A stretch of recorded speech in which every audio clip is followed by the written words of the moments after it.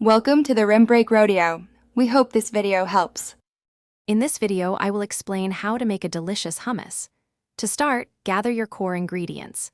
You'll need one 15-ounce can of chickpeas, a few tablespoons of tahini, fresh lemon juice, and a clove of garlic. Don't forget the olive oil, cold water, and a pinch of salt to bring it all together. Having these items prepped makes the process smooth and enjoyable. Now, let's prepare those chickpeas for ultimate creaminess. First, drain and rinse your 15-ounce can of chickpeas very well under cold water.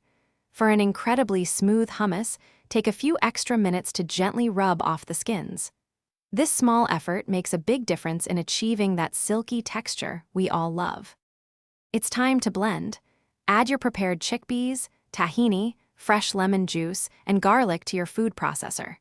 Begin blending and slowly drizzle in 2 to 4 tablespoons of cold water until the mixture becomes creamy.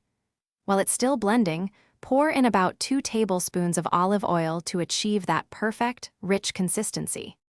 Your hummus is almost ready.